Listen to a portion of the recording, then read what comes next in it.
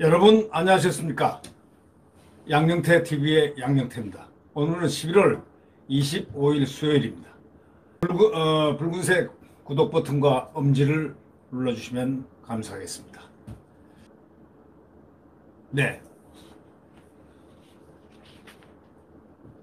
윤석열 총장은 KBS하고 인터뷰를 했습니다.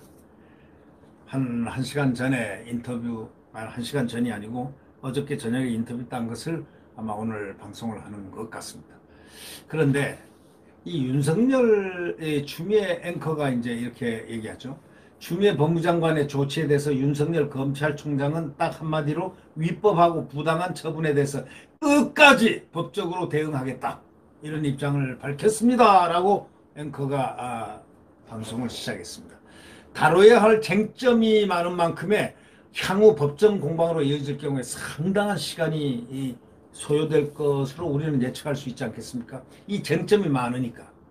이 쟁점, 저 쟁점, 추미애가 제시한 그 쟁점들을 다 하나씩 풀어야 되니까 엄청난 사건. 그러면 그것만으로 끝나느냐? 그게 아니죠. 당장 직무가 집행됐으니까 법원에다가 직무집행정지를 갖다가 가처분해달라. 다시 말해주면 이걸 풀어달라 하고 법적인 판단을 받으면 되는 겁니다. 물론 추미애 장관 브리핑이 끝나자마자 대검 대변인실에서는 윤석열 검찰총장의 공식 입장이 나왔습니다.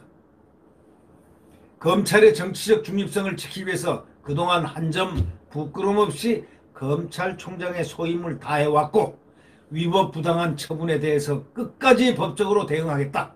이렇게 밝혔다고 분명한 메시지를 KBS는 전했습니다. 이후에 대검 측은 추 장관이 징계 청구, 직무 배제 근거로 든 6개 사유 모두 받아들일 수 없다면서 조목조목 반박을 했습니다. 우선 중앙일보 사주와 만남에 대해서는 이렇게 얘기했습니다. 윤 총장이 사건 관련 대화를 나눈 적이 없었고 당시 상급자인 문무일 검찰총장에게 보고했다고 밝혔습니다. 참 할 말 없을 겁니다. 검찰총장한테 보고했다고 밝혔는데 재판부 불법 사찰 의혹 역시 공판 검사들이 재판에 참고할 목적으로 언론 기사나 인터넷 검색에 기초한 자료를 정리한 차원이라 해명했습니다.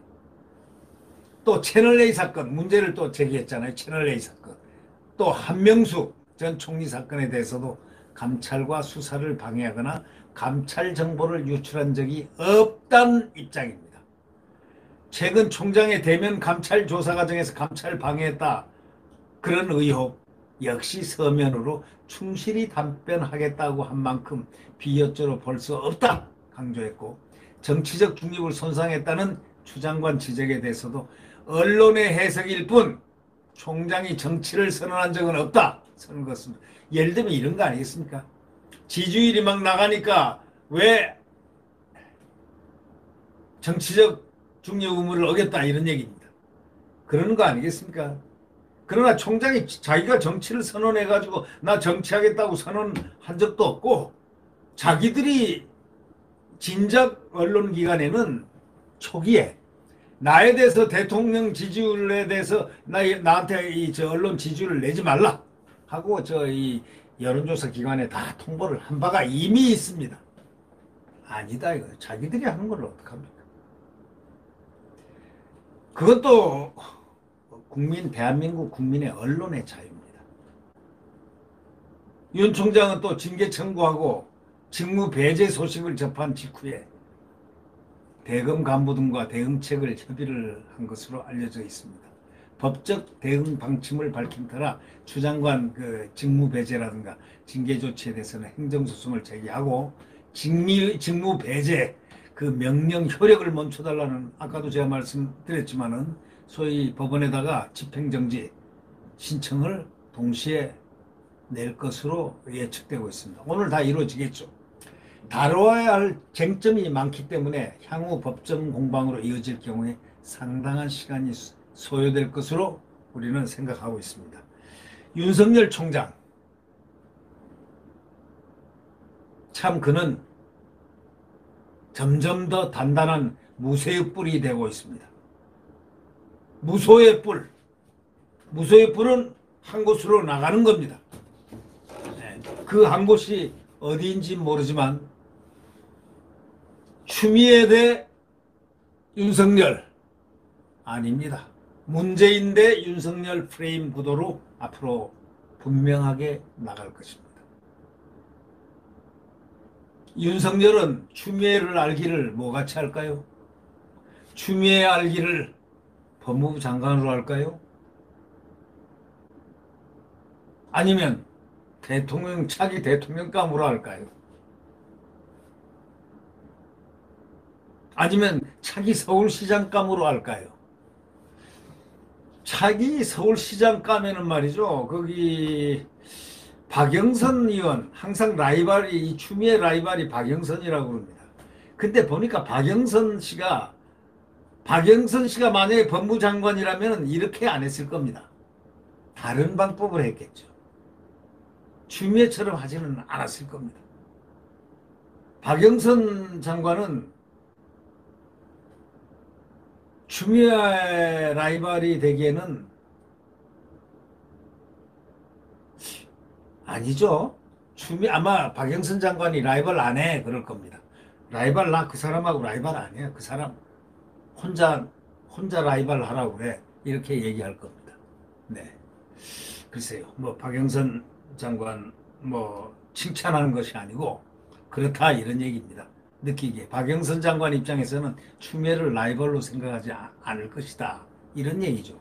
왜? 뭐 그럴 것 같아요. 전혀 캐릭터가 다르니까 말이죠.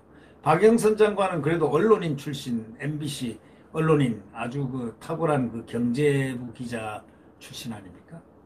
그리고 앵커 출신이고, 당대를 누볐던 앵커 출신이고, 뭐 등등, 뭐 보면 뭐 그분이 뭐 추미애를 라이벌로 생각하고 그러진 않았을 겁니다. 그렇기 때문에 윤석열 총장 입장에서는 추미애를 그 또한 라이벌로 생각하지도 않았습니다. 추미애는 그냥 명령난 법무부 장관 그렇게 생각했겠죠. 네, 네, 구독 버튼과 엄지를 눌러주시면 감사하겠습니다. 태양은 내일 다시 떠오릅니다. 이러한 모습을 보는 것이 바로 암흑세계이며 이러한 모습을 보는 것이 바로 광풍의 시대, 지금은 광풍의 시대에게 이런 것이 보여집니다. 광풍이 지금 세차게 광야를 불고 있습니다. 우리는 광야에 서 있습니다. 그러나 내일 이 추운 광야에 태양은 다시 떠오릅니다. 아주 강인한 태양이 떠오르면서 이글이글 타오르는 대한민국 자유민주주의가 숨쉬는 시장경제가 숨쉬는 자유민주주의가 새롭게 복원됩니다. 태양은 내일 다시 떠오릅니다. 안녕히 계십시오.